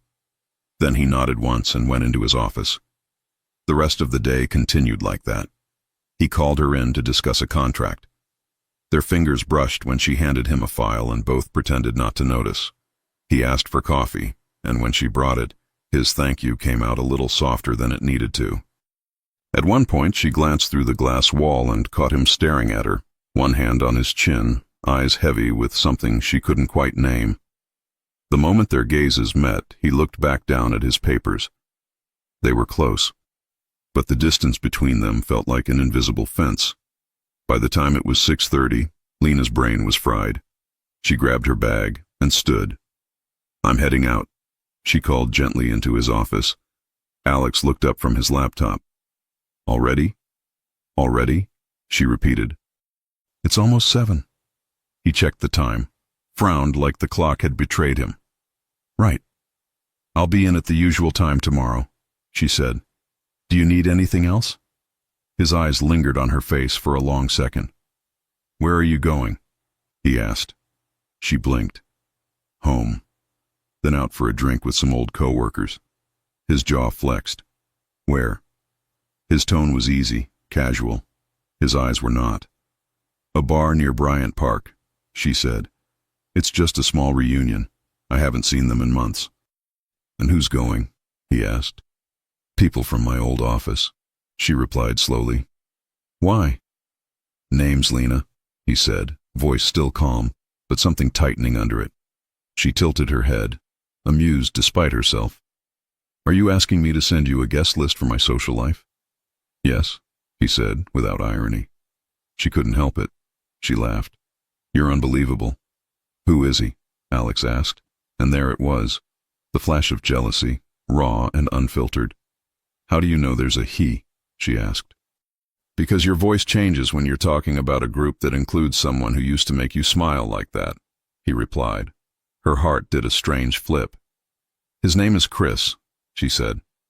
He's a friend. We work together, that's all. Alex's jaw ticked once. And you're going to this reunion, he said carefully. Yes, she answered. I am. He hesitated. What time? He asked. 8. He checked his watch again, did some silent calculation. Be careful, he said finally, his tone quieter now. Text me when you get home. She raised a brow. That sounds very, not just a boss of you. He held her gaze. I'm not just your boss, he said, and you know that. Her chest tightened. I'll text you, she said softly. She turned and walked away before she could change her mind. The bar near Bryant Park was warm and crowded, full of after-work groups in suits and dresses, laughing too loudly and talking over the music. Lena spotted Chris immediately. He stood near the back, taller than she remembered, dark blonde hair a little longer, suit jacket unbuttoned. When he saw her, his face lit up. Lena, he called, opening his arms. She hugged him, laughing when he exaggerated a dramatic spin. You look exactly the same, she said. Maybe with a little more, I survived corporate life in your eyes. Battle scars, he agreed. You look better than ever. She rolled her eyes. You always were smooth. They joined a few others from their old office, 2 women and another guy. They ordered drinks, shared stories about old coworkers, made fun of their former boss's dramatic emails. For a while, Lena forgot about Alex. Forgot the tension in his jaw. Forgot the invisible fence between them. Forgot the way his gaze had followed her to the elevator. She laughed. She clinked glasses. She let herself relax. Then her phone buzzed. She glanced down. Alex. Did you get there? She smiled. Lena. Yes. All good. No corporate emergencies. A minute later. Alex. Has anyone annoyed you yet? She bit back a grin. Lena. Depends. Does listening to Chris brag about winning trivia night count? Chris leaned closer, trying to read the screen. Boyfriend? He asked lightly. Boss? She said, noticing how strange it felt to use only that word. Strict? Chris asked, teasing. She thought of Alex's hand on her waist, his lips on hers, his voice saying, I want more with you. Complicated, she said. But not boring. Chris laughed. As long as he treats you right. Her phone buzzed again. Alex, I would like to officially register my objection to any situation in which you are annoyed. Want me to send a rescue car? I have several. She covered her smile with her glass. Lena, stand down, Conti. I can handle Trivia Boy. How's your night? Alex, boring. I'm working. And thinking about the fact that you're out with Trivia Boy. Her heart flipped. Lena, are you jealous? There was a longer pause this time. Alex, yes. She stared at the screen. Without thinking too hard, she took a quick selfie. Nothing dramatic, just her at the bar, glass in hand, a hint of a smile on her lips, the lights behind her soft and golden. She sent it. Lena, don't be. I'm exactly where I want to be right now, and I'm going home alone. His reply came almost instantly. Alex, you're dangerously good at calming me down and making it worse at the same time. Her cheeks warmed.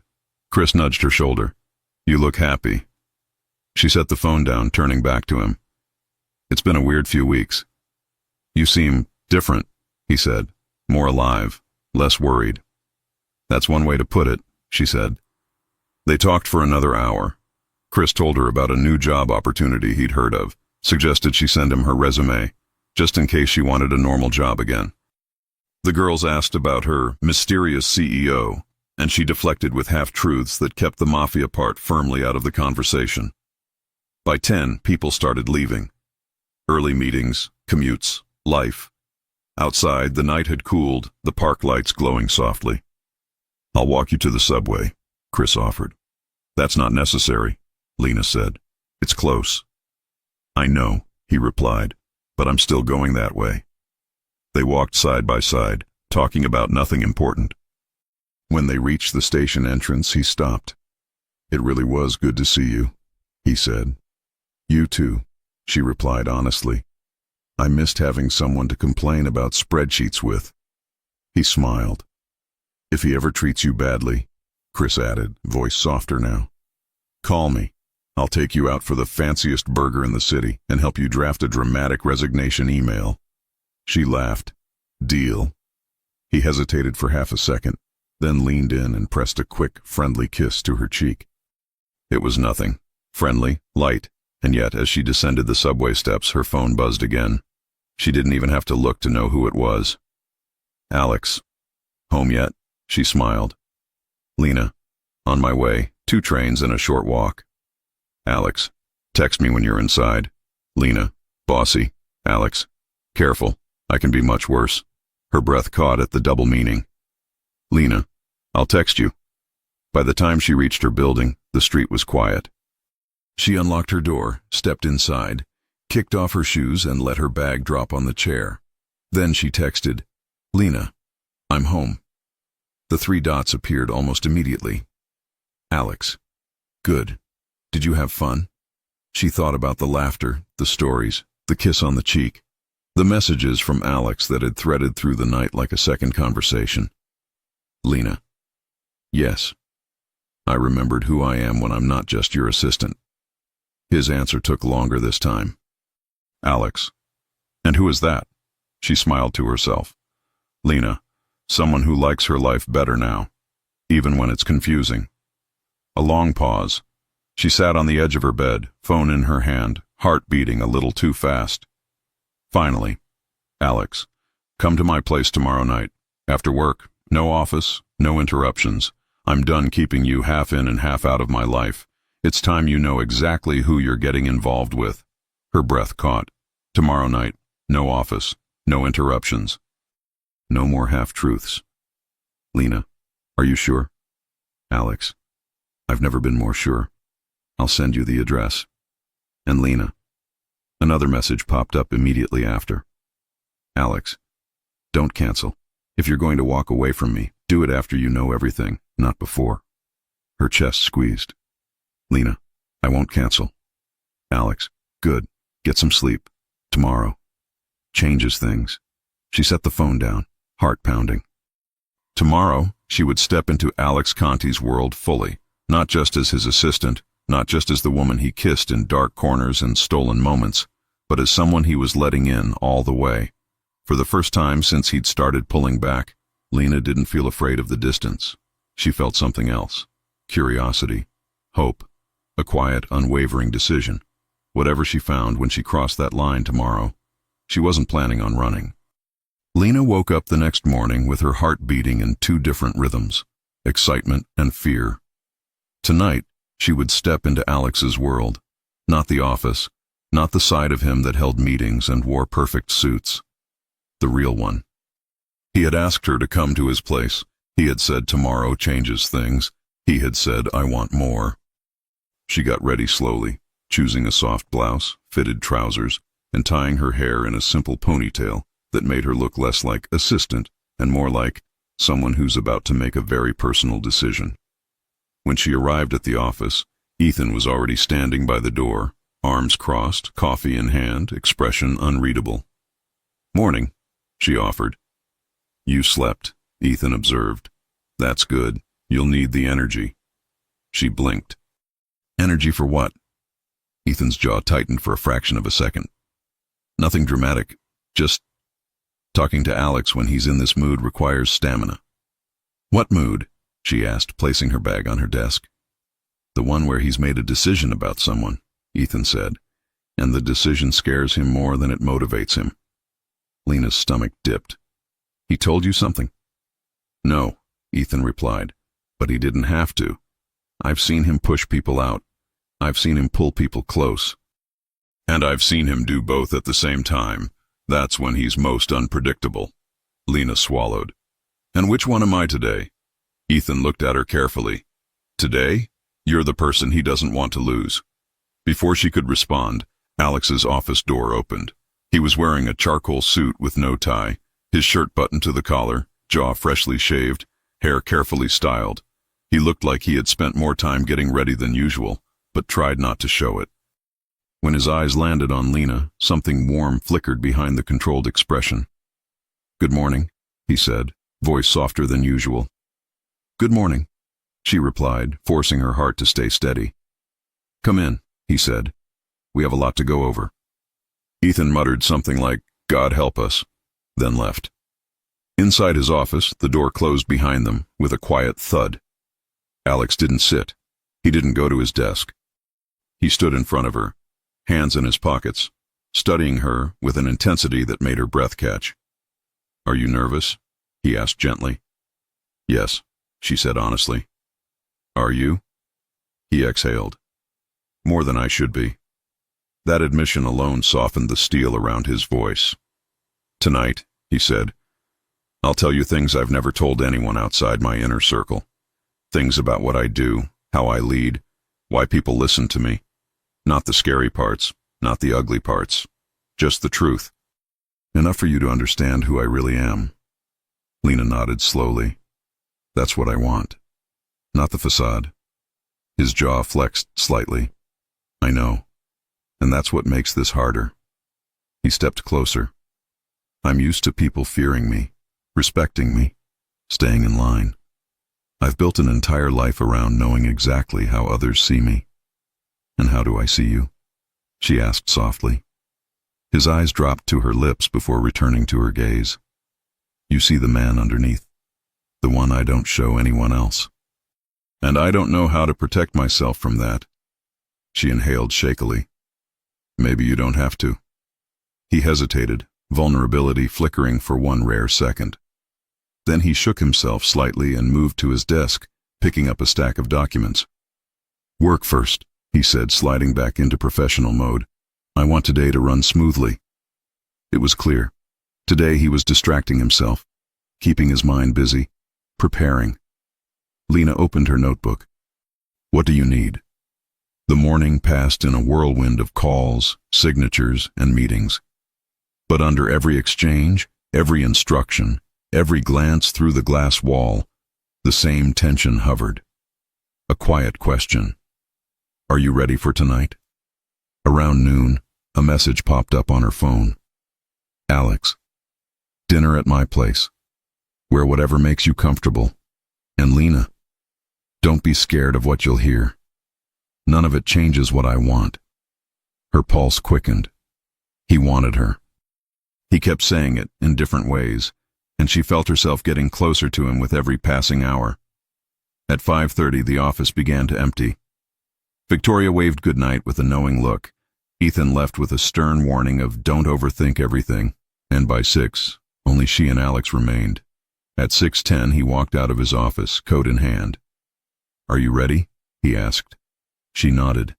He didn't speak again until they were in the elevator alone, descending to the lobby. The air was thick, charged, almost humming. In the car, he finally exhaled. "If at any point tonight something feels like too much, tell me. I won't be offended." Lena looked at him. "I don't scare easily."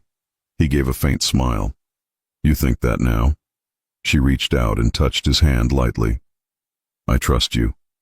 The look he gave her then, soft, stunned, grateful, was almost worth everything. She expected luxury. She did not expect warmth. His building was high-end, with marble floors and quiet hallways, but his apartment was surprisingly gentle. Soft lighting, minimal furniture, dark wood floors, a large couch with cozy blankets, books stacked neatly on shelves, a faint scent of cedar. It was Alex, refined, disciplined, but softer than the world ever saw him.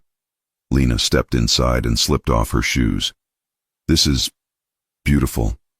"It's just a place," he said, setting down his keys. "What matters hasn't been here in a long time." She looked at him. "And what's that?"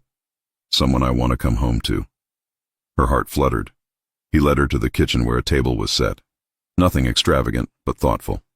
Pasta, salad, bread, 2 glasses of wine. "You cooked?" she asked, surprised. "Ethan helped," he admitted. "And by helped, I mean he called me an idiot twice and told me not to burn anything." Lena laughed, easing the tension. They ate. They talked. They avoided heavier subjects at first. Favorite movies, what she liked in school, the first time he drove a car, how she handles stress, the foods he refuses to eat. Slowly, the anxiety in her chest melted into something warm and easy. After dinner, he took her hand. "Come with me." He led her to a small sitting room overlooking the city. Lights glittered across the skyline like a sea of stars. He gestured for her to sit. She did. Then he sat across from her, close, but not touching. "This is the part you wanted," he said quietly. "The truth." Lena folded her hands in her lap. "Whatever you tell me stays with me. I'm not afraid of knowing who you really are." He nodded once, appreciating the reassurance. "My family," he began, "built its reputation long before I was born. Security, negotiations, control. Some legal, some not exactly. I took over because there was no one else, and because everyone expects a Conti to lead." "So you're the head," she said softly. "Yes," he admitted. "But I'm not what people imagine. I don't hurt people. I don't make threats. My job is balance. Making decisions that keep everything functioning, keeping the wrong people away, protecting the right ones." She listened, her heartbeat steady. "I built systems so I don't have to get my hands dirty. I built partnerships to avoid chaos. I use power to keep situations calm, not to make them worse." She believed him. "When people hear mafia, they picture blood and revenge and fear," he continued. "That's not my world. My world is negotiation, influence, structure, a network that keeps itself in order." "And why did you want to tell me all this?" she asked gently. "Because," he said, leaning forward, "being with me requires honesty. You need to know the parts of my life that don't show up in meetings or wearing suits." She nodded. "And why did you want me close? Really close?" His eyes softened. "Because you make me feel like the man underneath the name.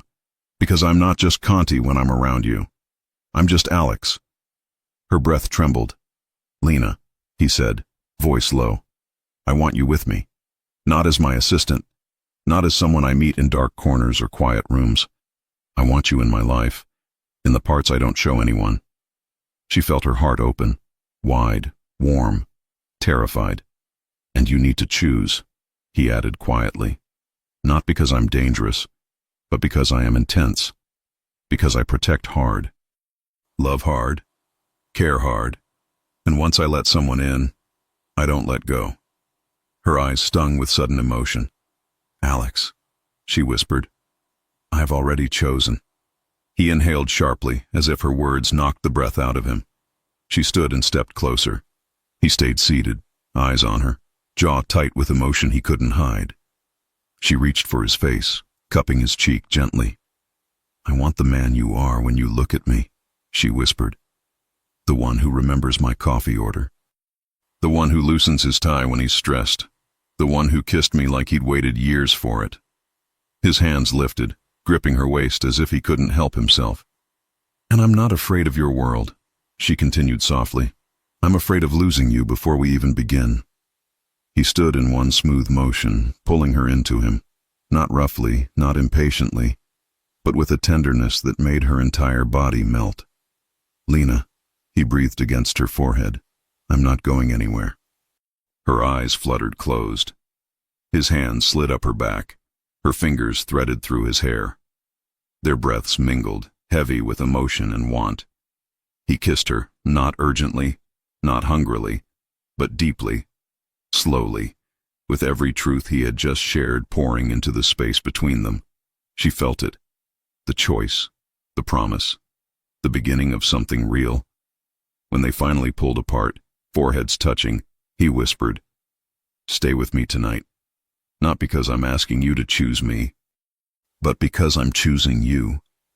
Her heart broke open. "I'm here," she whispered. "I'm choosing you too." His arms tightened around her, and for the first time, the distance between them disappeared completely. Lena woke with the softest warmth surrounding her.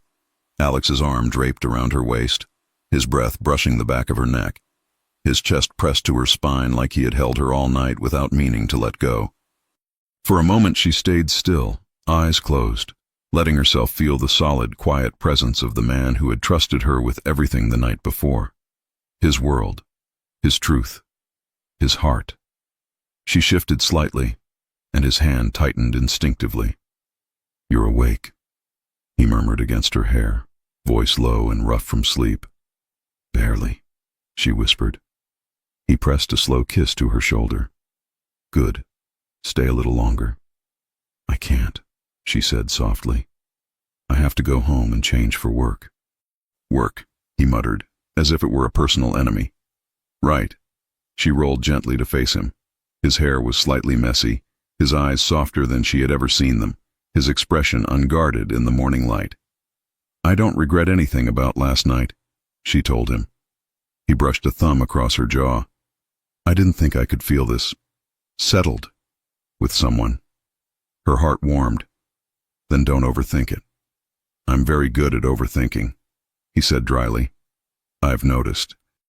He leaned in and kissed her again, slow and deep, the kind of kiss that made her forget she had responsibilities and bills and an entire office waiting for her. It took every ounce of discipline to pull away. "I really have to go," she whispered. He sighed. "Fine, but tonight." "Tonight?" she echoed, curious. He cupped her face with both hands, looking into her eyes with a seriousness that made her chest flutter. "Tonight," he said, "I want you here again. Not as a guest. As someone who's in my life. Permanently." Her breath caught. "Alex." But before either of them could say more, her phone buzzed on the nightstand. A message from Victoria. "Morning. Just a reminder. Alex has a meeting with the State Commerce Board at 10 a.m. Busy day. See you soon." "Oh no." Lena groaned. "We're both late." Alex looked at her like time was a negotiable concept.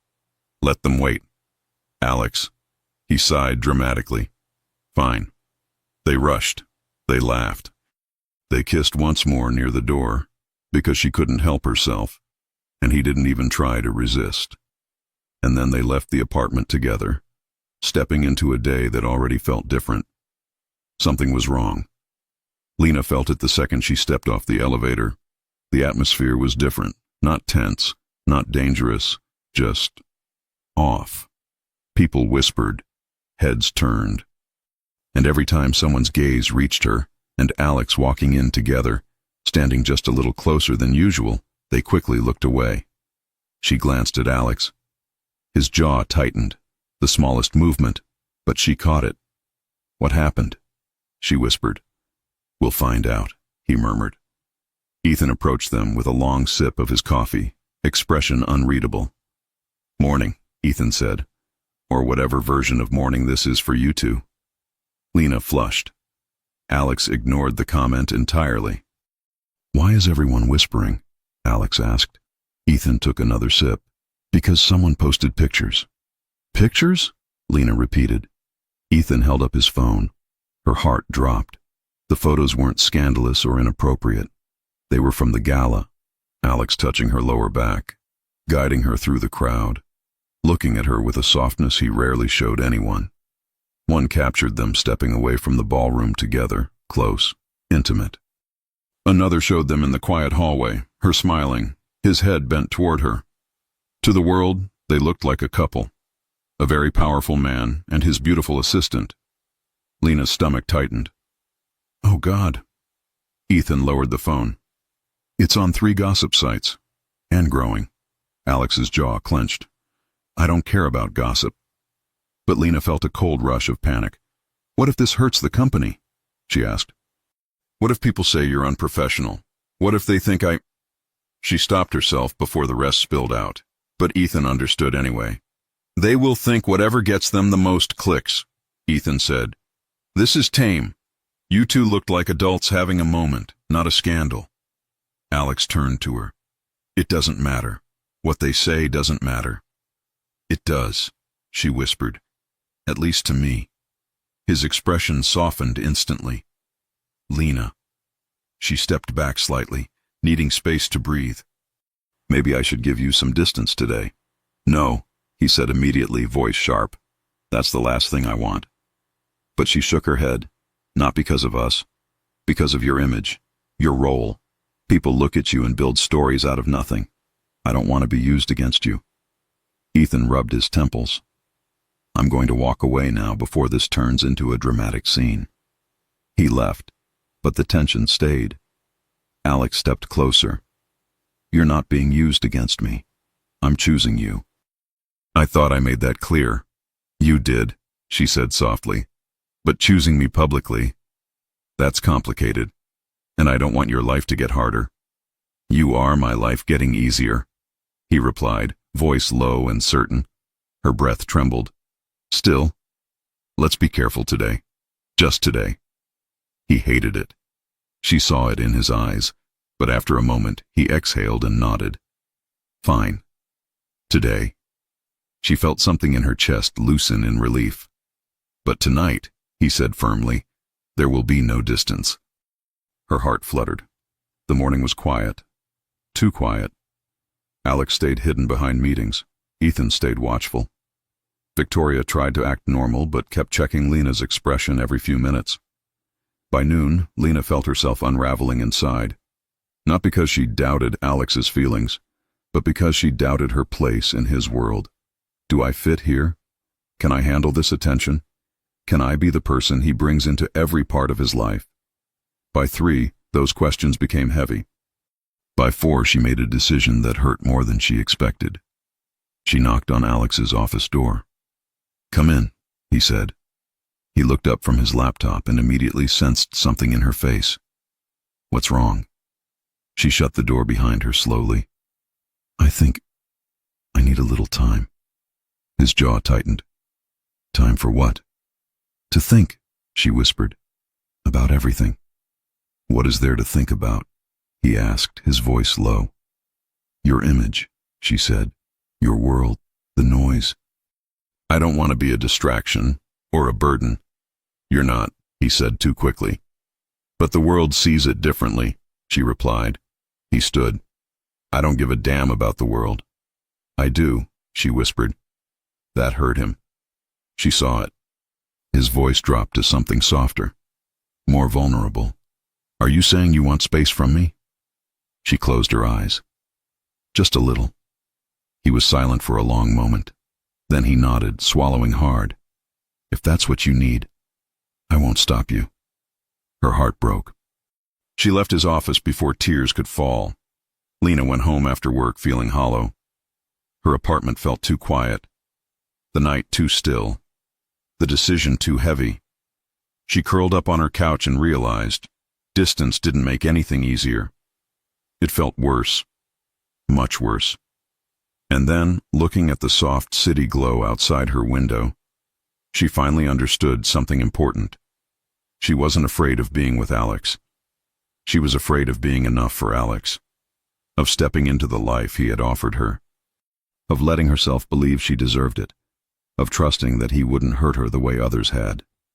But last night, he had looked at her like she mattered, like he needed her, like choosing her wasn't a burden, it was a relief. Her phone buzzed, her heart jumped, but it wasn't him, it was Rachel. "Rachel, how's the love story going? Did he mess it up, or did you?" Lena typed, "Lena." "I did." "Rachel, then fix it. You're not the type to walk away from something real." Lena stared at the message. Then she grabbed her coat. Alex's building was quiet when she entered. The elevator ride felt endless. She stood in front of his door, heart pounding, hands slightly shaking. She knocked. It opened almost instantly. Alex stood there, no suit jacket, sleeves rolled up, hair slightly mussed like he had run his hands through it too many times. When he saw her, something inside him cracked open. Relief, disbelief, longing. "Lena," he breathed. She stepped in and closed the door behind her. "I made a mistake." He shook his head. "You didn't. If you needed space." "No," she said, stepping closer. "I needed clarity, and I have it now." She placed her hands on his chest, feeling the tension under his shirt. "I'm not scared of the world judging us. I'm scared of losing you, and today, when I thought about stepping back, it felt wrong, completely wrong." His breath caught. "Alex," she whispered, "I want to be with you, not halfway, not with distance. I choose you, even when it's messy, even when it's loud, even when it scares me." His hands finally lifted. gripping her waist, pulling her close like he'd been holding his breath for hours. "And I choose you," he whispered against her forehead. "Every damn day. Every version of you. Even the one that overthinks everything." A laugh slipped out of her. He cupped her face gently. "Don't walk away from me again." "Then don't let me," she whispered. He kissed her. Not like the first kiss on the dance floor. Not like the hungry kiss in the quiet lounge. Not like the careful kiss in his apartment the night before. This kiss was everything. Open, honest, deep. A yes from both of them. When their lips finally parted, he held her close, breathing her in. "You're mine," he murmured softly. "Not as a possession, but as a promise." "And you're mine," she whispered back. He smiled then, one of the rare, real ones. "Stay with me tonight. I was hoping you'd say that." He lifted her into his arms, slow, gentle, with a tenderness that made her heart ache, and carried her toward the softest light in the apartment. No rush, no fear, just two people choosing each other completely. Weeks later, Alex entered the office with Lena at his side, not behind him. People looked, whispered, smiled, and for the first time she didn't feel out of place. Her hand brushed his fingers intertwined with hers without hesitation. Ethan passed by, muttering, "Finally," like he'd been waiting for the inevitable. Victoria smiled wide. "About time we had a real power couple in this building." Alex leaned down and whispered in Lena's ear, "You changed everything the moment you walked into that interview." She smiled back. "You changed everything the moment you turned around." He kissed her, soft, right at the corner of her mouth, and the world around them blurred. They weren't just boss and assistant anymore, not a secret. Not a maybe, not a temporary fire. They were partners.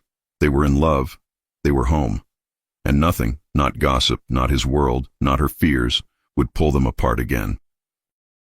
If you enjoy stories like this, take a moment to subscribe to the channel.